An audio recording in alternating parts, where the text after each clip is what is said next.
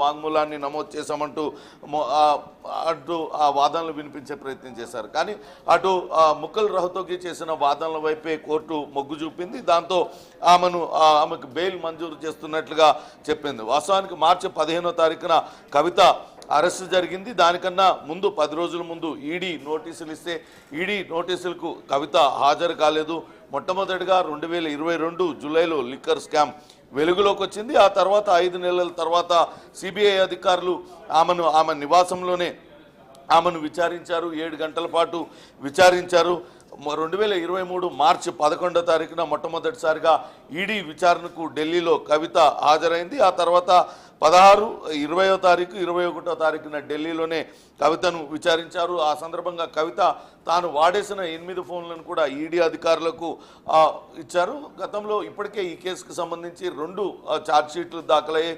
ఈ 2 ఛార్జ్షీట్లలో కూడా కవిత ప్రస్తావన వచ్చింది. మొదట్లో కవిత ఫోన్ నెంబర్తో పాటు ఆమె ఎవరెవరితో మాట్లాడింది, ఏం మాట్లాడింది అనే వివరాలన్నింటినీ కూడా ఇచ్చారు. అట్లనే ఒక లిక్కర్ బ్రూవరీ కంపెనీలో డిస్టిలరీలో కవిత ఆమె పార్ట్నర్గా ఉన్నారు, అరుణ్ పిల్లై పార్ట్నర్గా ఉన్నారు. కానీ వాస్తవానికి అరుణ్ పిల్లై కాదు పార్ట్నర్, కవితనే పార్ట్నర్, అరుణ్ పిల్లై కవితకు బినామీ అనే వాదనలు కూడా అటు దర్యాప్తు సంస్థలు అన్నీ కూడా చెప్తూ వచ్చాయి. కానీ అటు అరుణ్ పిల్లైకి సంబంధించి వాదనలు కూడా చేశారు. అరుణ్ పిల్లై సాక్షిగా ఆయన ముందుకు వచ్చి తర్వాత వెనక్కి తగ్గడం, ఇవన్నీ కూడా ఈ దశలో కనుక కవితకు బెయిల్ మంజూరు చేస్తే కొంతవరకు దర్యాప్తుకు ఇబ్బంది ఎదురవుతుందంటూ అటు దర్యాప్తు సంస్థల తరపు న్యాయవాది వాదనలు వినిపించారు. కానీ ఇక్కడ ముకుల్ రోహ్తగి చేసిన చాలా కీలకమైన వాదనలు, వాటిలన్నింటినీ కూడా కోర్టు పరిగణలోకి తీసుకున్నదనే భావించాలి.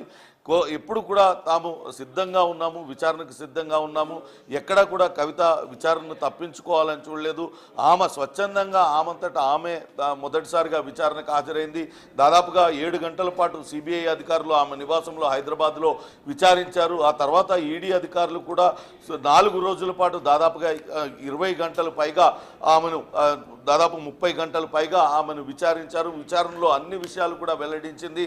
కేవలం స్టేట్మెంట్ల ఆధారంగానే, సహనిందితులు ఇచ్చిన స్టేట్మెంట్ల ఆధారంగానే ఈమెను జైల్లో ఎలా ఉంచుతారు, ఈమె బెయిల్ పొందడానికి పూర్తి అర్హత ఉన్నది, ఈమె ఇక్కడ కూడా కేసులో ప్రభావితం చేయలేదు, సాక్షులను ప్రభావితం చేయలేదంటూ ఆయన చేసిన వాదనల వైపు మొగ్గు చూపింది. ఈ కేసులో బెయిల్ పొందేందుకు ఎటువంటి షరతులు విధించినా సిద్ధంగా ఉన్నామని చెప్పడంతో షరతులతో కూడిన బెయిల్ని అయితే మంజూరు చేసింది. చూడాలి. ఇప్పటికే అటు BRS working president KTR, Harish Rao, ఇతర నాయకులందరూ కూడా, నేతలందరూ కూడా ఢిల్లీ చేరుకున్నారు. వీలైనంత త్వరగా కోర్టు విధించిన షరతులకు సంబంధించిన ప్రక్రియ అంతా కూడా పూర్తి చేస్తారు. బాండ్స్ సమర్పించడం కానీ ఇతరత్ర ప్రక్రియ అంతా పూర్తి చేసి వీలైతే ఈరోజు సాయంత్రమే ఆమెను తీహార్ జైలు నుంచి ఆమెను బయటకు తీసుకొచ్చే ప్రయత్నం అయితే నేతలు చేస్తున్నట్టుగా తెలుస్తుంది. మొత్తం మీద సుదీర్ఘంగా జైల్లోనే గడిపారు. ఇటీవల కేటీఆర్ కూడా ఆయన మాట్లాడారు. రగులుతున్న అగ్నిపర్వతంలాగున్న బిడ్డను కావాలనే జైల్లో పెట్టారు. ఇంతవరకు కేసీఆర్ ఒక్కసారి కూడా అటు కవితను జైల్లో పోయి కలవడానికి ఆయన ప్రయత్నించలేదు. కానీ ఆయన ఫామ్ హౌస్కే పరిమితం అయిపోయారు. ఎప్పుడు కూడా కవిత అరెస్టు పైన మాట్లాడలేదు. ఇటీవలనే ఒక సమావేశంలో ఆయన మాట్లాడారు. తాను అగ్నిపర్వతం లాగున్నాను, తన బిడ్డ జైల్లోనే ఉంది, ఆ బాధ ఉంది అంటూ ఆయన తీవ్రమైన భావోద్వేగానికి గురైన పరిస్థితిని కూడా చూసాం. ఎట్టకేలకు ఈరోజు అటు బెయిల్ మంజూరు కావడంతో బీఆర్ఎస్ శ్రేణులు కొంత ఆనందాన్ని వ్యక్తం చేస్తున్న పరిస్థితి ఉంది. చూడాలి దర్యాప్తు సంస్థలు మరి బెయిల్ పైన తిరిగి అప్పీల్కి వెళ్తాయా లేదా అనేది కూడా వేచి చూడాలి. ఏదేమైనప్పటికీ ఈరోజు ఆ కవిత అటు జైలు నుంచి విడుదలవుతుందా, లేకుంటే ఇవన్నీ కూడా ప్రక్రియలు పూర్తి చేసుకొని జైలు నుంచి విడుదలవుతుందా, లేకుంటే రేపు విడుదలవుతుందా అనేది కూడా చూడాలి. ఇక్కడ బీఆర్ఎస్ శ్రేణులు మాత్రం సంబరాలకి సిద్ధం అవుతున్న పరిస్థితి అయితే ఉంది.